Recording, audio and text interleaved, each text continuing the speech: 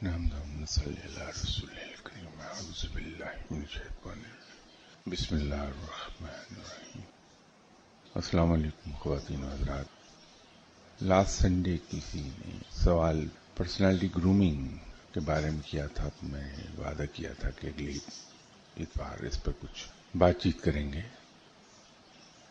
یہ جو اس طرح کے علوم ہیں، اکنامکس ہے، بزنس ایڈمنسٹریشن ہے، سوشل سائنسز ہیں،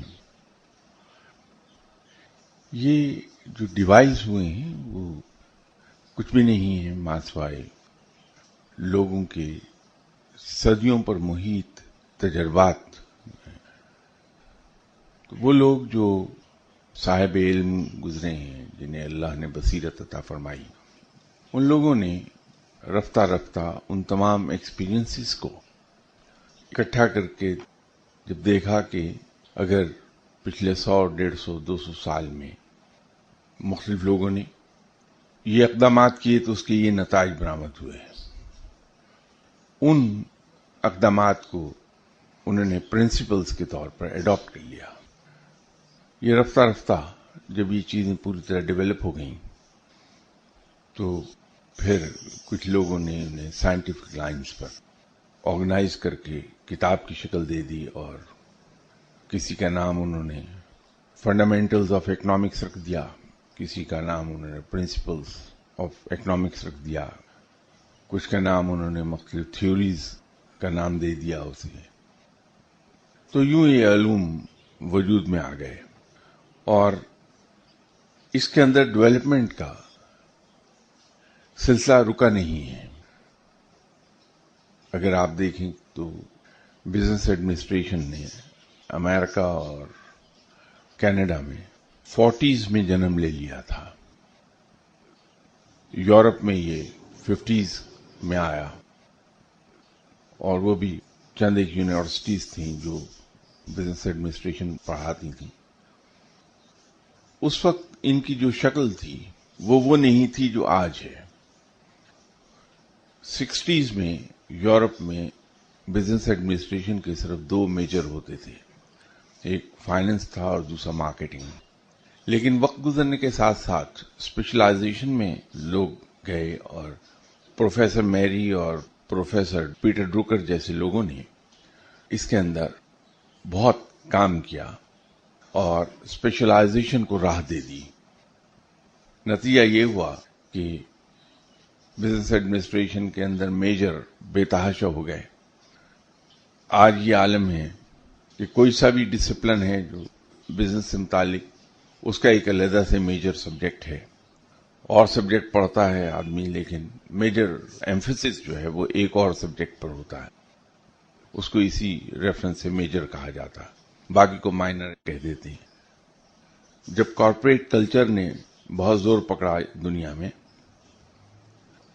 تو کارپوریٹ افیئرز سے متعلق جو سبجیکٹس تھے ان پر تحقیق ہوئی اور ان کو ایک علیحدہ برانچ آف نالج تسلیم کر کے ان کو میجر کا نام دے دیا گیا. جب یہ سب ہو رہا تھا تو ایک پہلو جس کا تعلق انسان سے تھا وہ سامنے آیا. بالکل اسی طرح کہ اگر ایک انسان کو فوجی وردی پہنا دی جائے لیکن اسے کسی قسم کی کوئی ٹریننگ نہ دی جائے، اس کے نیچرل نیکس، ایپٹیچیوڈس، اس کی کامن سینس، اس کی انٹیلیجنس لیول پر چھوڑ دی جائے یہ بات کہ اس کو جو موسٹ سوفسٹیکیٹڈ ویپن ہم دے رہے ہیں، انتہائی پیچیدہ اور ماڈرن ہتھیار، وہ اسے اپنی سوابدید کے مطابق استعمال کر لے، تو رزلٹ وہ نہیں آئے گا. زور اس بات پر دیا جاتا ہے کہ ویپن اگر اتنا زیادہ سوفسٹیکیٹڈ نہ بھی ہو، لیکن جو اس کو چلانے والا ہے اس کی پروفیشنل ٹریننگ بہت زوردار ہونی چاہیے، بہت اعلیٰ پائی کی ہونی چاہیے، تاکہ اس ویپن سے وہ میکسیمم کام لے سکے. تو اسی طرح جب دنیا نے اکانومسٹ پیدا کیے، بزنس ایڈمنسٹریشن کے ایکسپرٹس پیدا کیے، سائیکارٹسٹ پیدا کیے، سائیکالوجسٹ پیدا کیے، پولیٹیشنز پیدا کیے، تو پھر زور دیا جانے لگا اس بات پر کہ وہ لوگ جو ان فیلڈز میں کام کرتے ہیں، زندگی کے مختلف فیلڈز میں کام کرتے ہیں، ان کی ٹریننگ کا بندوبست ہونا چاہیے.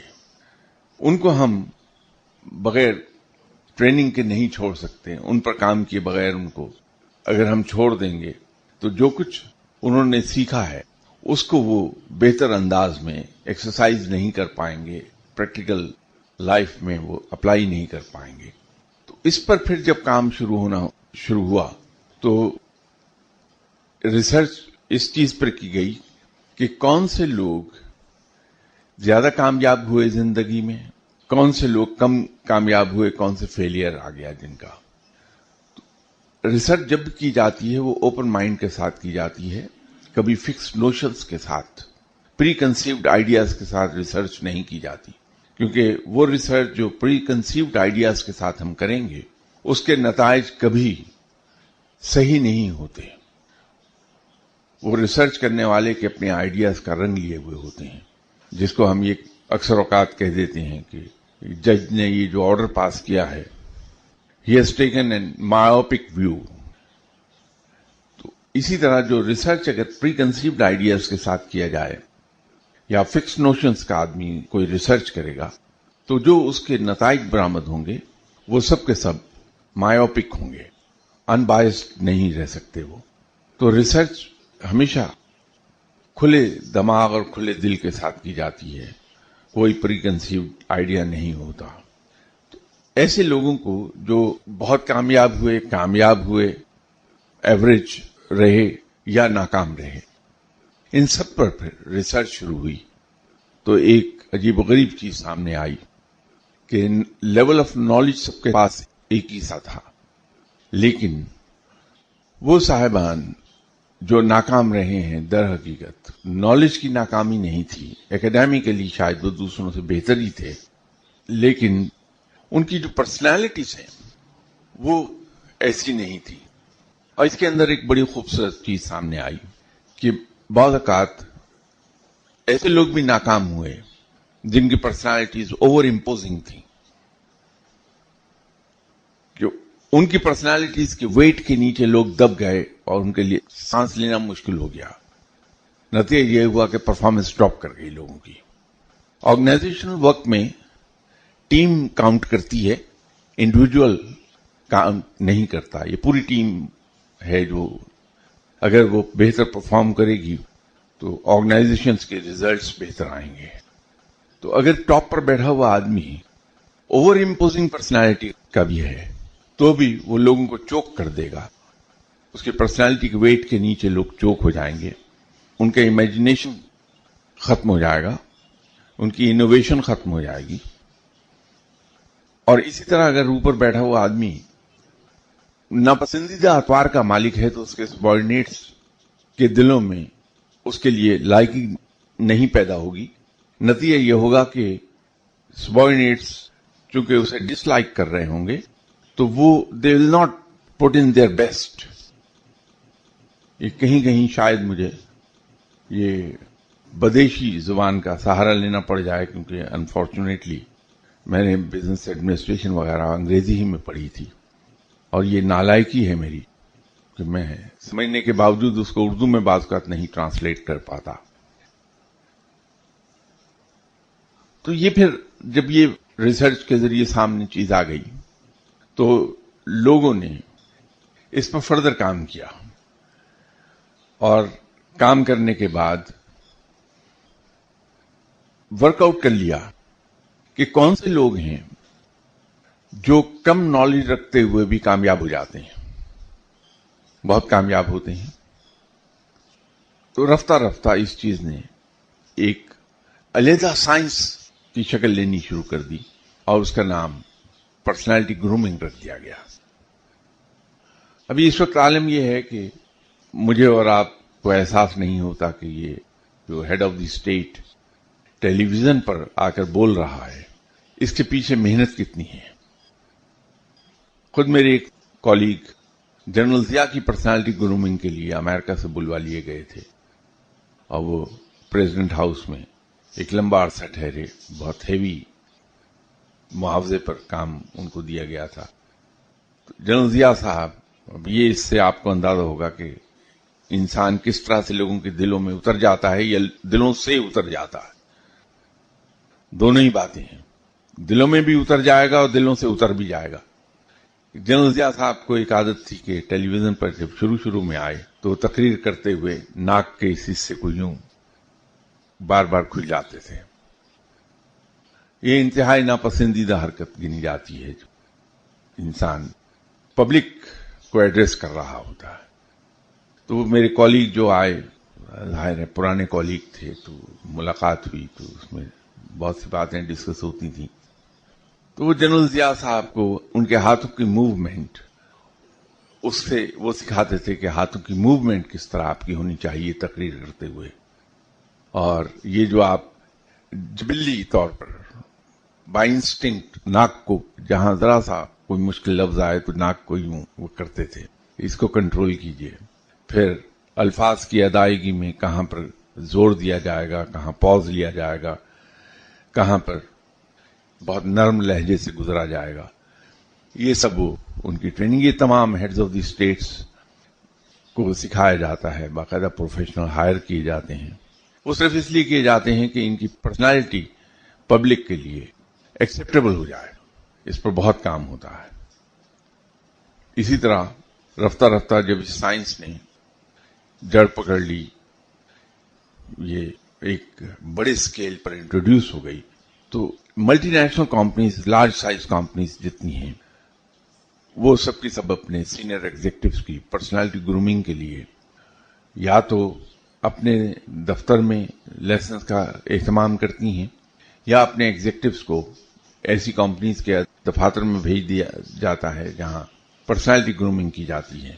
اور یہاں تک خیال کیا جاتا ہے کہ ملٹی نیشنلز کے جو ایگزیکٹوز ہیں وہ ڈریس کس طرح کا پہنیں گے، کون کون سے رنگ کے کپڑے وہ پہنیں گے، بالوں کا سٹائل کیا ہوگا، جب کھڑے ہوں گے تو کس پوسچر سے کھڑے ہوں گے، بیٹھیں گے تو کس انداز میں بیٹھیں گے. یہ سب پرسنالٹی گرومنگ کا حصہ ہے. وہ اسی لیے کیا جاتا ہے کہ پرسنالٹی گرومنگ ہے کیا. پرسنالٹی گرومنگ کی مختصر ترین اور سادہ ترین تعریف یہ ہے کہ انسان کی شخصیت کو impressive, effective and if possible charismatic بنانا. خود ہمارے یہاں آپ نے دیکھا کہ ہمارے ملک میں بھٹو صاحب جیسے لوگ آئے جن کی پرسنالٹیز بڑی کرزمیٹک تھیں. اب آپ اگر ذرا سا ریکال کریں میری اس گفتگو کے بعد کہ بھٹو صاحب کس انداز میں کیسے کپڑے پہنتے تھے، شاید آپ لوگوں کو سب کو علم ہوگا اس بات کا کہ بھٹو صاحب دنیا کے سب سے زیادہ well dressed head of the state مانے گئے تھے. ان کے بارے میں آفیشلی یہ ریمارکس تھے کہ وہ دنیا کے سب سے زیادہ well dressed head of the state پہلے اور پھر ہیڈ آف دی گورنمنٹ ہیں. اسی طرح ایوب خان گریڈ ہوئے تھے دنیا کے سب سے handsome head of the state. Bhutto صاحب کی کامیابی میں دخل 90% تک ان کی کیرزمیٹک پرسنالٹی کا تھا کہ ان کے ہاتھوں کی موومنٹ، ان کے ڈریس اور ہر پبلک میٹنگ کے اندر وہ ڈفرینٹلی ڈریسڈ ہو کے پہنچتے تھے اور ان کی باڈی لینگویج ہر پبلک میٹنگ کے اندر ڈفرینٹ ہوتی تھی. جس علاقے میں گئے اس علاقے کے کلچر، اس کی روایات، اس کے لوگوں کے مزاج، اس کو سامنے رکھ کے بھٹو صاحب ڈریس اپ ہوتے تھے اور اسی طرح اسی انداز میں وہ ان کی باڈی لینگویج ہوا کرتی تھی. اب پرسنالٹی گرومنگ کوئی اتنا لمبا چوڑا کام نہیں ہے، یہ بہت مختصر سا سبجیکٹ ہوتا ہے اور عام طور پر جو ملٹی نیشنلز اپنے سینئر ایگزیکٹوز کو بھیجتی ہیں وہ تقریباً 3 ویک میں بندے کی گرومنگ کر دیتے ہیں. اس کا بولنے کا انداز، الفاظ کا استعمال، جو الفاظ کو پک کرتا ہے، چوز کرتا ہے کہ یہ لفظ میں نے یہاں استعمال کرنا ہے، وہ یہ سب اس کی پرسنالٹی کا حصہ ہے. لیکن کسی بھی شخص کی پرسنالٹی کی بنیادی چیز کانفیڈنس ہے، اور کانفیڈنس در حقیقت تلوار کی دھار پر چلنے کی بات ہے. اگر انسان اوور کانفیڈنٹ ہو گیا تو بھی ایکسیپٹیبل نہیں ہوتا لوگوں کو. لوگ اس سے دور بھاگتے ہیں. اگر کانفیڈنس کم ہے انسان میں تو بھی لوگ اس کو پسند نہیں کریں گے. یہ کانفیڈنس سے مجھے قصہ یاد آ گیا.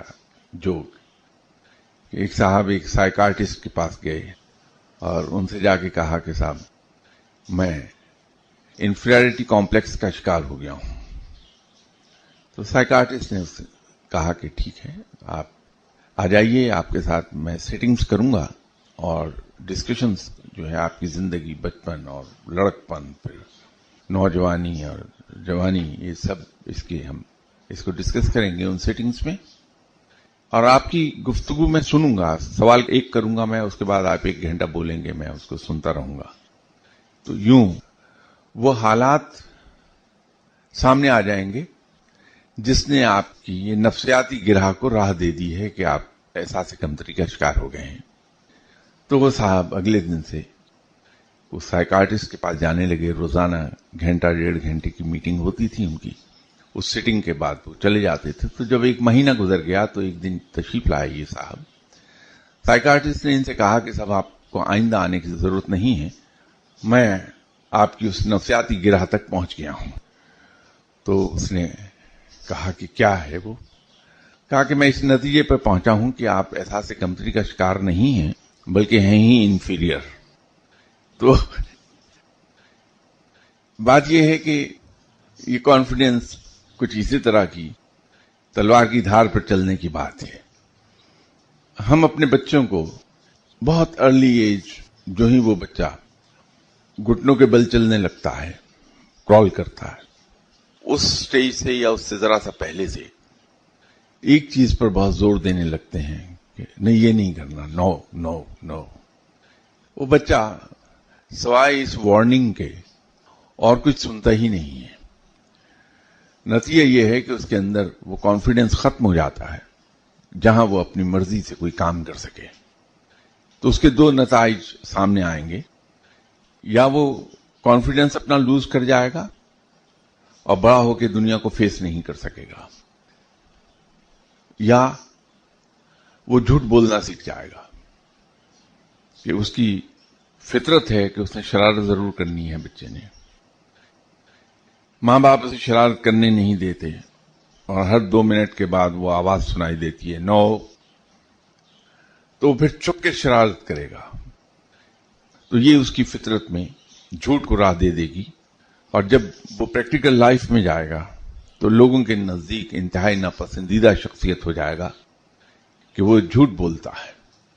کیونکہ یہ یاد رکھیے کہ کسی بھی پرسنالٹی کا جو بنیادی قدم ہے وہ تو کانفیڈنس ہے, اور اگلا قدم اس کا ڈیپینڈیبل ہونا ہے کہ انسان کی پرسنالٹی ایسی ہو کہ لوگوں کے نزدیک وہ ڈیپینڈیبل ہو, ریلائبل ہو, کہ لوگ یہ سمجھیں کہ ہم مصیبت کے وقت اپنا ویٹ اس شخص پر لین کر سکتے ہیں اور یہ شخص اس وقت اپنے شولڈر کو ہم سے دور نہیں کرے گا جب ہمیں اس کے کندھے کی ضرورت ہوگی. تو یہ جو ریلائبلٹی فیکٹر ہے اور یہ ڈیپینڈیبلٹی فیکٹر ہے, یہ کانفیڈنس کے بعد دوسرا قدم ہے انسان کی پرسنالٹی گرومنگ کا.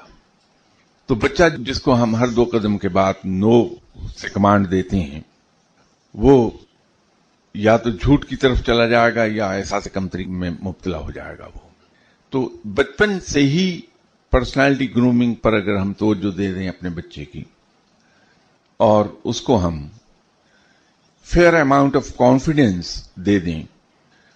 آپ اگر یو کے میں جا کے ان کے سسٹمز کو سٹڈی کریں تو بہت سی چیزیں سامنے کھل کر آ جاتی ہیں, اور انسان یہ جان لیتا ہے کہ 1 کروڑ 20 لاکھ کی آبادی والے ملک نے کس طرح سے 20 کروڑ کی آبادی والے ملک پر حکومت کر لی.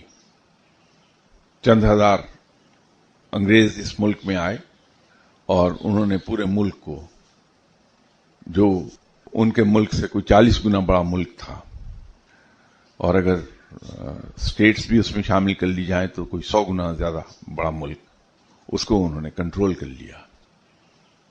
تو وہاں سمجھ میں آنے لگتی ہیں یہ باتیں کہ وہ بچے کو اپنے منع اس انداز میں بالکل نہیں کرے گا کہ نو ڈونٹ ڈو اٹ. یہ کمانڈ ان کے یہاں شاید شرع ممنوع ہے. آپ کسی گورے کو دیکھیے، اس کا بچہ بڑی ناپسندیدہ حرکت کرے گا، کہتا کیا کہ oh you have done wonderful, I think you could have done it better, اور اس کو کر کے دکھا دے گا. اور پہلے اس کو انکریج کرتا ہے، پھر اس کو یہ کہتا ہے کہ اس کو فردر امپروو کر لیتے ہیں ہم. یہ نہیں کہتا کہ تم نے غلط کام کیا، نالی میں ہاتھ مارا، غلط کیا، تو وہ کہتا ہے کہ نا you did something good, I appreciate, but I think we can do it better. تو صاف پانی میں ہاتھ ڈال دے گا. نتیجہ یہ ہے کہ وہ نو کا لفظ اس بچے میں آتا نہیں، اور جو ہی وہ 3 سال کا بچہ ہوتا ہے اس کے اندر ہم سے زیادہ کانفیڈنس، اس ایج میں جو کانفیڈنس ہمارے اندر ہے اس سے زیادہ کانفیڈنس ان کے 3 سال کے بچے میں ہوتا ہے. اور یہی چیز ریفلیکٹ کرتی ہے جب وہ بڑے ہو جاتے ہیں، چونکہ یہ کانفیڈنس ان کے اندر ہوتا ہے. سچ بولتے وہ ہچکچاتے نہیں ہیں. نتیجہ یہ ہے، میرے ایک نمبر 2 ہوتے تھے ایک زمانے میں، ان کی والدہ انگریز تھیں، والد اس وقت چونکہ ایسٹ پاکستان ویسٹ پاکستان تھے جب ان کے والد جاب میں تھے، تو ان کے فادر ویسٹ پاکستان کے آئی جی پولیس ہوتے تھے، ایس این عالم. تو جمعے کے روز ہمارے یہاں جمعے کی نماز کا وقفہ ہوتا تھا. بھٹو صاحب کا دور تھا، یہ 2 گھنٹے کا وقفہ تھا. تو عام طور پر 3 بجے ہمارے یہاں میٹنگ ہوا کرتی تھی. تو میں نماز پڑھ کے چلا آ رہا تھا تو سامنے سے دیکھا کہ عارف عالم صاحب چلے آ رہے ہیں. چونکہ ماں انگریز تھی، والد بھی کالے انگریز تھے، لیکن بہت ہی نفیس اور ایماندار افسر. تو ان کا لب و لہجہ انگریز کا تھا عارف عالم صاحب کا. عارف عالم صاحب وہ اپنے یوزول سٹائل میں آواز لگائی، "Hey Mr. Shah, how are you? Where are you coming from?" میں نے بڑا مختصر جواب دیا، "Mosque. Can I offer you a glass of juice please?" میں نے سوچا ٹھیک ہے، یہ وہاں جوس پیتے ہیں، اس کے بعد میں پے کر دوں گا. وہ وہاں بیٹھ گئے اور میں نے تو جوس کا گلاس منگوایا، انہوں نے بیئر کا ایک وہ گھڑا نما جگ منگوا کے رکھا اپنے سامنے اور بیئر پینے لگ گئے. میں اس کو کہہ رہا ہوں کہ Arif we are getting late, 1 minute mister Shah, give me another minute mister Shah. وہ اس پروسیس میں 3:15 بج گئے. جب ہم گئے تو میٹنگ شروع ہو گئی بھی تھی. تو اندر گھستے ہی میں نے کہا، سوری کر لیا اپنے باس سے، "I'm sorry sir, I'm late." تو انہوں نے مجھے تو کچھ نہیں کہا باس نے، لیکن عارف عالم صاحب کی طرف دیکھا کہ اور کہنے لگے کہ عارف یہ جمعے کی نماز پڑھنے میں آپ کو دیر ہو گئی. جواب کیا آیا؟ "No sir, I didn't offer my Jummah prayers. I was sitting in the bar having beer." اب اس نے جواب دیا اور میں سوچتا یہ رہا کہ اگر اس جگہ میں ہوتا تو جو ہی میرے باس نے کہا تھا کہ جمعے کی نماز پڑھنے میں دیر ہو گئی، لمبی ہو گئی نماز تمہاری، تو میں فوراً کہتا کہ جی سر. میرے اندر یہ حوصلہ نہیں ہوتا کہ میں یہ کہتا کہ نہیں صاحب میں تو جمعہ پڑھا ہی نہیں، میں تو بار میں بیٹھا شراب پی رہا تھا. اب یہ چیز اس کے بچپن نے دی تھی کہ اس کے اندر یہ کریج ہے کہ وہ منافقت میں نہیں جاتا بلکہ کھل کر بات کہتا ہے. ایسے لوگ زندگی میں بڑے ریلائبل اور ڈیپینڈیبل کہلاتے ہیں. لوگ پسند کرتے ہیں ان لوگوں کو. تو بچے کو اگر ہم بجائے بات پہ ڈانٹنے کے، بات پہ اس کو ڈونٹ ڈو اٹ کہنے کے، اگر ہم یہ پازیٹو وے اختیار کر لیں کہ اس کو اپریشیٹ کریں اور پھر اس کو اس سے بہتر کام کر کے دکھا دیں، تو اس کے اندر یہ کانفیڈنس آ جائے گا. اور دوسری چیز یہ ہے کہ چونکہ کانفیڈنس ہوگا اور اس کا اندر اور باہر، ظاہر اور باطن ایک ہوگا، بڑے حوصلے سے سچی بات کہہ پائے گا، تو لوگوں کے نزدیک وہ ریلائبل اور ڈیپینڈیبل ہو جائے گا. تو یہ پرسنالٹی گرومنگ میں دوسرا سٹیپ انسان کا ریلائبل اور ڈپینڈیبل ہونا ہے. تیسری جو چیز ہماری پرسنالٹی میں ہمارے کام آتی ہے وہ ہے لوگوں پر تنقید نہ کرنا، کہ ہم دوسروں کی خامیوں کو اور ان کے عیب کو دیکھ کے تنقید نہ کریں، بلکہ اس کو ایکسپٹ کر لیں کہ یہ میری طرح کا انسان ہے. جس طرح میرے اندر بہت سی خامیاں ہیں اور لوگ مجھے برداشت کرتے ہیں، اسی طرح یہ بھی میری طرح کا انسان ہے، اور ہر انسان کی طرح اس کے اندر بھی خوبیاں اور خامیاں دونوں ہیں. تو جیسے لوگ مجھے برداشت کرتے ہیں تو میں کیوں نہ اسے برداشت کروں. تو دوسرے انسان کو خوبیوں اور خامیوں سب یہ پیکج ڈیل کے طور پہ ایکسپٹ کر لے انسان، دوسرے کی خامیوں کو اجاگر نہیں کرے، اس پر تنقید کا نشانہ نہ بنائے. تو لوگوں کے نزدیک بڑا پسندیدہ آدمی کہلاتا ہے وہ. ایک اور بڑی اہم چیز ہے جو ہمارے یہاں معاشرے میں عام ہے، ہم گلے شکوے کرتے ہیں.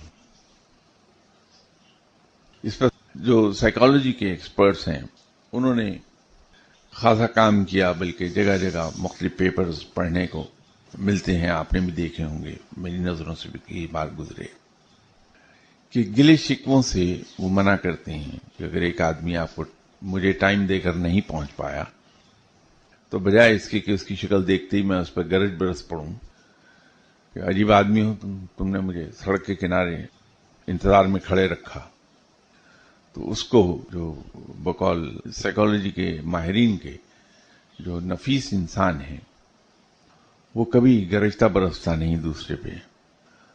وہ بڑے اطمینان سے اس کو کہتا کہ خیریت ہے تم اس دن آ نہیں سکے، خیر تھی کیونکہ تم ایسے آدمی ہو نہیں کہ وعدے پر نہ پہنچو، خیریت تھی تمہارے یہاں. تو دوسرا آدمی نیکسٹ ٹائم پھر وقت پہ آئے گا. پرسنالٹی گرومنگ میں اس بات کو بڑا سکھایا جاتا ہے کہ آپ گلے شکووں سے زبان کو بند کر لیں. انسان کو امپریسو بنانے میں اس کا لباس بڑے اہم کردار ادا کرتا ہے. تو لباس ہمیشہ ہم وہ پہنیں جو ہماری فزیک کو سوٹ کرتا ہو، فیشن کے مطابق نہیں پہنے، وہ پہنے جو ہماری فزیک کو سوٹ کرتا ہے. یہ ہماری پرسنالٹی کو انہانس کر دے گا. نتیجہ یہ ہے کہ جس آدمی کی نظر ہم پر پڑے گی اس کے دل میں ایک خوشی کا احساس پیدا ہوگا جب ہم ویل ڈریسڈ ہوتے ہیں، اور وہ لباس ہمارے جسم کی ساخت کے مطابق ہوتا ہے. اچھے ٹیلر کی پہچان یہ نہیں ہے کہ اس کی سٹیچنگ بڑی اچھی ہو، اس کے سیے ہوئے کپڑے کی تراش خراش اچھی ہو، بلکہ اچھے ٹیلر کی پہچان یہ ہے کہ وہ انسان کے جسم کے مطابق کپڑا سیتا ہے. اگر میری طرح بے ڈھبے جسم کا کوئی مالک ہے، پیٹ نکلا ہوا ہے، گوشت چڑھ چڑھ کے انسان سلنڈریکل ہو گیا ہے، تو وہ کپڑے کو اس انداز میں سیے گا کہ نہ تو بڑا ہوا پیٹ دکھائی دے اور نہ بندہ سلنڈریکل دکھائی دے، ایک پراپر شیپ میں وہ دکھائی دے، سلم اینڈ اسمارٹ. یہ درزی کی پہچان ہے اچھے ٹیلر کی. اچھا ٹیلر ہمیشہ اسی پر کام کرے گا. تو تراش خراش لباس کی وہ انسان کی جسمانی ساخت کے مطابق ہونی چاہیے. اسی طرح رنگوں کا استعمال بہت کاؤنٹ کرتا ہے. لائٹ کلرز انسان میں کشادگی کا احساس پیدا کرتے ہیں اور خوشی کا احساس دیتے ہیں. گہرے رنگ انسان کے اندر تنگی کا احساس پیدا کریں گے. ایک بڑے کمرے میں بھی اگر آپ نے گہرے رنگ کر دیے ہیں، پینٹ لگا دیا، تو ایسا لگے گا دیواریں آپ پر دوڑتی چلی آ رہی ہیں. تو انسان وہاں اس کا موڈ جو ہے وہ گرم ہوتا ہے بندے کا. تو اسی طرح لباس اگر انسان نے گرمیوں میں سردیوں کے رنگ پہنے ہیں، سردیوں میں گرمیوں کے رنگ پہن لیے ہیں، یا موسم بہار میں موسم خزاں کے رنگ پہنے ہیں یا وائس ورثہ، تو دیکھنے والے کی آنکھوں پر بار ہو جائے گا آپ کا ڈریس. اس لیے ڈریس کے رنگوں پر بھی بہت زور ہے. الفاظ کا چناؤ بڑے معنی رکھتا ہے. ہم اپنے الفاظ میں اکثر و بیشتر محتاط نہیں ہوتے. ہمارے ایک باس تھے جو ہماری منسٹری میں آنے سے پہلے ministry of science and technology کے سیکرٹری تھے، گریڈ 22 کے افسر، فیڈرل سیکرٹری. وہ کراچی ٹور پر آئے، ہم بھی وہاں گئے ہوئے تھے. تو ہم میں سے ایک صاحب نے ان سے پوچھا کہ سر آپ رات کراچی میں رکیں گے؟ جواب کیا آیا بجائے اس کے کہ مجھ سے کوئی پوچھے تو کہ کیوں نہیں رکوں گا، ابھی تک تم نے بکنگ ہی نہیں کرائی میری. ان کا جواب کہ well I think I should look into the possibility of staying in Karachi overnight. اب جو 2-3 الفاظ میں بات کہی جا سکتی تھی انہوں نے 2 سینٹنسز میں کہی. اب یہ ایک انداز ہے جس میں قطعیت نہیں ہے، ڈیفینیٹ ٹرمز میں بات نہیں ہے، وہ آپ کو ڈکٹیٹ نہیں کراتی یہ بات. ہم نے دیکھا پڑھے لکھے لوگ ہماری طرح یہ بات نہیں کہتے کہ گو اینڈ ڈو اٹ. اب ان کا کہنے کا انداز بالکل ہی علیحدہ ہوتا ہے. وہ نام لے کے کہ mister I think you may consider doing it for me. Yeah, you may like to consider it doing for me. اب وہ کیا وہی بات رہا ہے کہ go and do it. تو یہ پرسنالٹی گرومنگ جب ہوتی ہے تو اس میں الفاظ کے چناؤ پر زور ہوتا ہے کہ الفاظ کس طرح سے چنے جائیں. ایک چیز اس میں یہ ہے کہ ہم جس سے بھی ملیں بلا وجہ بے تکلفی کا اظہار نہ کریں، اسپیشلی سینئر لوگوں سے. سینئر سے مراد ہے عمر میں بڑے یا دنیاوی عہدے میں بڑے. ہم غیر ضروری بے تکلفی کا اظہار نہ کریں، یہ انتہائی ناپسندیدہ حرکت ہو جاتی ہے اور ہماری پرسنالٹی کو زیرو پر لے جاتی ہے.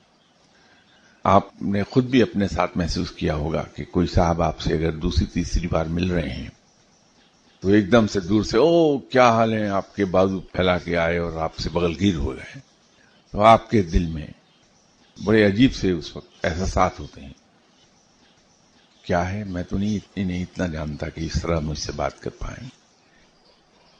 ہمیں اس پہ کاشیس رہنا ہوتا ہے کہ ہماری بے تکلفی کا لیول اپروپریٹ ہو، کیونکہ بہت ریزرو آدمی بھی پسندیدہ نہیں ہوتا اور زیادہ بے تکلف انسان بھی پسندیدہ نہیں ہوتا. تو اس پر نظر رکھی جانی چاہیے. اسی طرح اور بہت سے میتھڈز ہیں جس پر ہم اگر نظر رکھیں تو ہم پسندیدہ پرسنالٹی بن سکتے ہیں. یہ تو آج کے زمانے کی تعلیم کے مطابق میں نے آپ سے عرض کر دی. اب جتنی کچھ میں نے باتیں کی ہیں اس کو ذرا ہم یہ دیکھیں کہ آپ صلی اللہ علیہ وسلم کی حیات طیبہ کو ہم ان باتوں کی روشنی میں لے لیں. آپ صلی اللہ علیہ وسلم کے احادیث کو ان باتوں کی روشنی میں دیکھ لیں. ایک ایک کر کے آپ کو یاد آنے لگیں گی احادیث جس میں آپ صلی اللہ علیہ وسلم نے تلقین کی ہے. پرسنالٹی گرومنگ کا ایک میتھڈ جو بڑا اہم ہے، میں بھول گیا، کہ ہم وہ بات نہ کہیں کسی کی غیر موجودگی میں جو ہم اس کے سامنے نہیں کہہ سکتے. اب آپ صلی اللہ علیہ وسلم کی بتائی ہوئی باتیں، آپ صلی اللہ علیہ وسلم کے احادیث، آپ صلی اللہ علیہ وسلم کی طرف سے کی گئی تلقین، اس کو دیکھیے تو یہ پرسنالٹی گرومنگ کی سائنس تو آج ڈیولپ ہوئی ہے پچھلے 25 سال میں، 30 سال میں، لیکن آپ صلی اللہ علیہ وسلم نے یہ سب باتیں 1400 سال پہلے نہ صرف فرمائی ہیں بلکہ ایکسرسائز بھی کی ہیں اس پر عمل بھی فرمایا ہے آپ نے. غیبت سے منع کیا آپ صلی اللہ علیہ وسلم نے. غیبت کیا ہے؟ کہ کسی شخص کی غیر موجودگی میں وہ بات کہنا جس کو اس کے سامنے کہا جائے تو وہ اس کو برا لگے، اس کا دل دکھے. غیبت ہے. یہی پرسنالٹی گرومنگ کا ہے. آپ صلی اللہ علیہ وسلم نے اٹھنے بیٹھنے کے آداب سکھائے ہیں. لوگوں کے گھروں پر جا کے دستک دے کر 3 بار دستک دینے کے جواب میں اگر اندر سے جواب نہ آئے، کوئی نہ آئے، تو خاموشی سے نہ صرف یہ کہ واپس چلا جایا جائے بلکہ اسے برا بھی نہ مانا جائے، مائنڈ نہ کیا جائے اسے.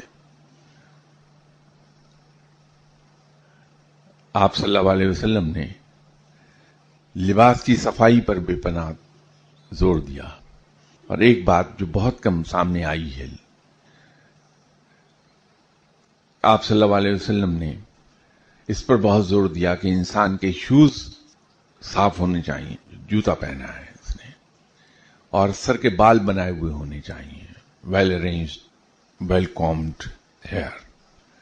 اب یہ پرسنالٹی کا بڑا لازمی جزو ہے. دیکھیے آپ صلی اللہ علیہ وسلم نے 1400 سال پہلے اس پر زور دیا تھا.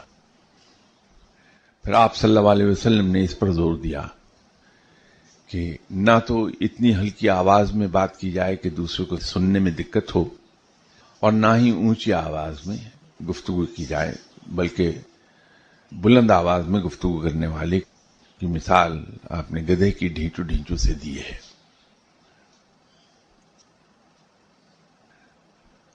چھوٹے کے ساتھ، اپنے سے جو عمر میں کم ہیں، چھوٹے ہیں لوگ، ان کے ساتھ شفقت کا سلوک کرنے کا حکم دیا، اور اپنے سے بڑوں کے ساتھ احترام سے پیش آنے کا سبق فرمایا ہے. وہ لوگ جو آپ کے ساتھ اگر عمر میں چھوٹے ہیں تو بڑے احترام سے بات کرتے ہیں، اور اگر آپ سے بڑے ہیں تو آپ کے ساتھ شفقت کا سلوک کرتے ہیں، یہ ہم سب کو بہت پسند آتے ہیں. یہ پرسنالٹی گرومنگ میں انگریز کی یا یورپ کی یا ویسٹ کی کئی بھی باتوں کے پیچھے دوڑنے کے بجائے ہم صرف اور صرف ایک کام کر لیں کہ آداب مجلس کو دیکھ لیں جو آپ صلی اللہ علیہ وسلم نے ہمیں سکھائے ہیں، تو انسان کی پرسنالٹی اتنی پسندیدہ ہو جائے گی. جھوٹ سے آپ صلی اللہ علیہ وسلم نے بڑی شدت سے منع کیا. دوسروں کے کام آنے کی تلقین آپ صلی اللہ علیہ وسلم نے فرمائی ہے. یہ تمام اصول جتنے میں نے آپ سے عرض کیے، یہ سب کے سب آپ صلی اللہ علیہ وسلم کی احادیث میں مل جائیں گے. آپ صلی اللہ علیہ وسلم کی حیات طیبہ میں عملی طور پر ایکسرسائز ہوتے ہوئے دکھائی دے جائیں گے. تو بجائے اس کے کہ ہم ویسٹ کی طرف دوڑیں، جہاں ہم 1400 سال پہلے پہنچ چکے تھے اور ویسٹ 1400 سال کے بعد پہنچا ہے، یوں کہیے کہ ویسٹ ہم سے تمدن و تمیز میں، تہذیب میں 1400 سال پیچھے ہے. تو جو ہم سے 1400 سال پیچھے ہے، ہم اس کو کیوں فالو کرنا چاہتے ہیں؟ یہ سب چیزیں. اور آپ دیکھیے، کبھی مجھے معلوم نہیں کہ ہم میں سے کس کس کا واسطہ اولیاء کرام سے پڑا زندگی میں کسی فقیر کے ساتھ وقت گزارنے کا. تو اگر فقیر کے ساتھ وقت گزارنے کا موقع مل جائے، اس کو بڑی گہری نظر سے اسٹڈی کیجیے. اس کے یہاں نہ تو کسی کو رن ڈاؤن کیا جاتا ہے اس کی بدتعریفی کر کے، نہ وہ کسی کی غیبت کرتا دکھائی دے گا آپ کو، نہ کسی کا برا چاہتا دکھائی دے گا. جہاں سب لوگ آپ کا ساتھ چھوڑ جائیں گے، وہاں فقیر آپ کے ساتھ کندھے سے کندھا ملا کے کھڑا رہے گا، وہ آپ کے لیے قربانی کر دے گا. کبھی میلے کپڑوں میں آپ کو دکھائی نہیں دے گا، بڑا صاف ستھرا اس کے کپڑوں سے خوشبو اٹھتی ہوئی محسوس ہوگی آپ کو. کبھی آپ سے بیجا بے تکلفی کا اظہار نہیں کرے گا، آپ سے ریزرو بھی نہیں رہے گا. تو یہ فقیر میں یہ ساری چیزیں مل جائیں گی. وہ لوگ جو قسمت کے دھنی تھے اور جن کو یہ موقع ملا کہ وہ فقیر کے ساتھ وقت گزار سکیں، وہ خود بخود ان چیزوں کو پک کر لیتے ہیں. تو یہ فقیر لوگ اس طرح کے ہیں جن سے ہم بڑی آسانی سے یہ چیزیں سیکھ سکتے ہیں، لیکن شرط یہ ہے کہ مجھے اور آپ کو کہیں موقع مل جائے کسی فقیر سے ملنے کا، اس کے ساتھ وقت گزارنے کا، تو انسان وہاں سے سیکھ لیتا ہے.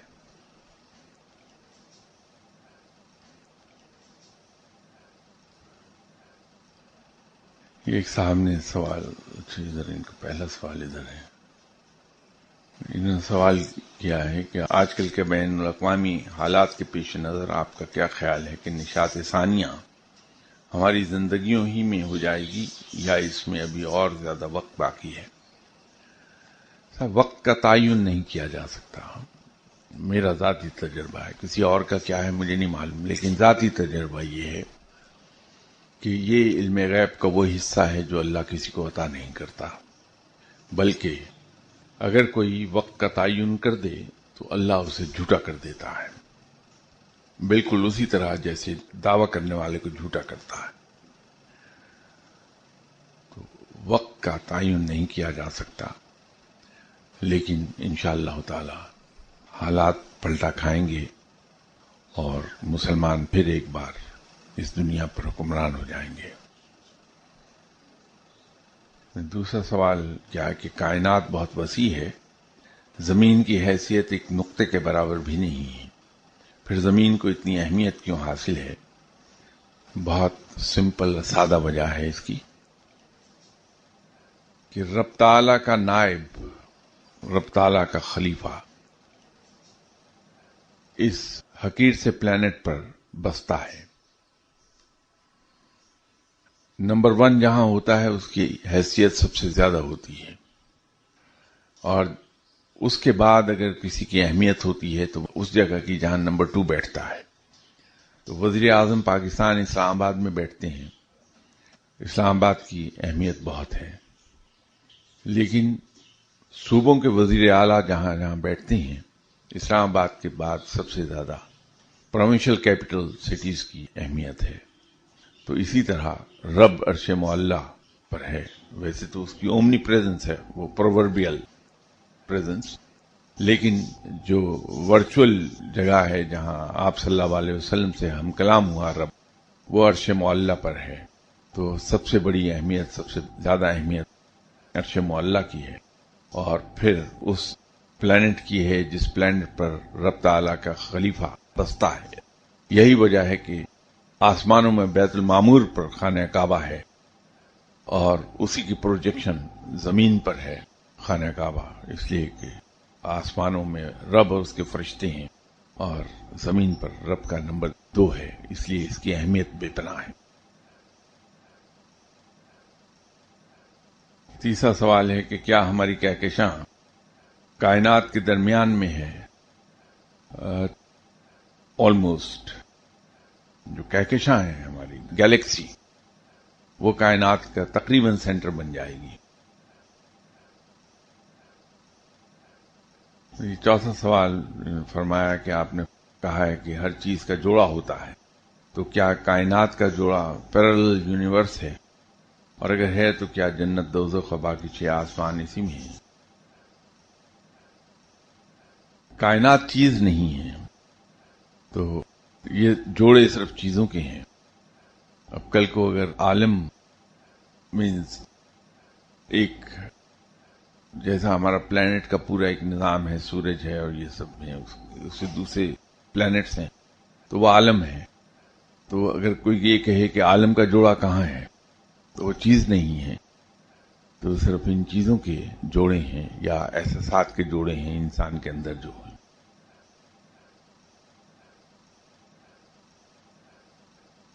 بابا یحییٰ کہتے ہیں کہ پیا رنگ کالا، آپ کا اس کے بارے میں کیا خیال ہے؟ صاحب بابا یحییٰ یا اسی راہ کے کوئی اور صاحب، یہ بہت بڑے لوگ ہیں.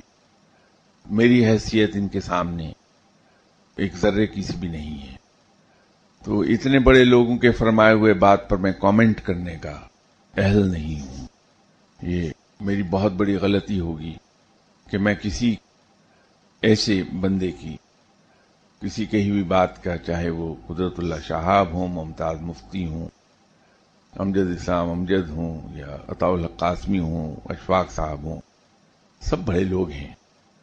میں تو ایک سربنگ آدمی ہوں جس کے پاس نہ کوئی علم ہے، نہ جس کے پاس کوئی بصیرت ہے، نہ گہری نظر ہے. ایسے سطحی آدمی کو کیا حق ہے کہ کسی کے کہے ہوئے کسی بات پر اپنے رائے کا اظہار کر دے. چھٹا سوال انہوں نے کہا کہ شہادت کے وقت شہید کو رب تعالیٰ کا دیدار ہوتا ہے. کیا آپ کی کبھی کسی شہید سے ملاقات ہوئی اور اس دیدار سے متعلق کوئی بات ہوئی؟ میں استنبول میں تھا. وہاں استنبول کے قلعے کے ارد ایک مقام ہے جہاں سے ہمارے اسلاف نے سمندر سے اس خشکی کے ٹکڑے تک آئے تھے اور اس پر بیلوں کی ذبح کر کے چربی مل کر اور اپنے جہاز اس پر دھکیلتے ہوئے پھر دوبارہ سمندر میں لے آئے تھے اور وہاں سے اٹیک کیا تھا قلعے پر. تو قلعے کے ساتھ وہ چھوٹی سی جو جگہ تھی، وہاں 32 صحابہ کرام دفن ہیں، 32. وہیں آپ صلی اللہ علیہ وسلم کے رضائی بھائی بھی ہیں، حضرت احمد الانصار. میں وہاں گیا تو معلوم نہیں کیوں جناب حضرت احمد الانصار نے مہربانی فرمائی، میری ملاقات ہو گئی ان سے. لیکن ان کا تپاک اور گرم جوشی اتنی تھی کہ سوائے اس کے کہ مجھے ان کا تپاک اور گرم جوشی یاد رہ جائے اور کچھ یاد ہی نہیں تھا کہ میں ان سے کوئی بات کرتا، کچھ کہتا. میں اسی گرم جوشی اور تپاک میں کھو گیا. شاید اللہ کو منظور نہیں تھا کہ مجھ جیسا گناہگار شخص ایسے عظیم لوگوں سے مخاطب بھی ہو پائے. ان سے ملاقات کے بعد باہر جو نکلا تو اکٹھی کوئی 15-16 آرام گاہیں ہیں صحابہ کرام کی، اور یہ وہ صاحبان ہیں جو قلعے کی فضیل پر چڑھتے ہوئے شہید ہوئے تھے. تو وہاں ایک صحابی سے ملاقات ہوئی، شہید ہیں وہ. لیکن میں ان کی پرسنالٹی کے سحر میں ہی کھویا ہوا تھا، صرف ان کو دیکھتا رہا. ملاقات ہو گئی. وہ تو انہوں نے کچھ فرمایا جو میں شاید آپ بیان نہ کر پاؤں، لیکن میرے اندر یہ چیز نہیں تھی. میں ان کے سحر میں ہی شاید گم ہو گیا کہ میں ان سے یہ پوچھ سکتا کہ رب تعالیٰ کا جب آپ نے دیدار کیا تو کیا ہوا. اب اس کے لیے تو ایک بڑا آدمی ہونا ضروری ہے کہ وہ صحابہ کرام کے سحر میں نہ کھو جائے، اپنے ہوش و حواس میں رہے اور ان سے سوال جواب کر سکے. وہ عظمت کہاں سے لاؤں؟ آپ کا بہت سا وقت لے گیا میں فالتو، اس کے لیے میں معافی چاہتا ہوں. انشاءاللہ تعالی اگلی اتوار ملاقات ہوتی ہے آپ سے. السلام علیکم.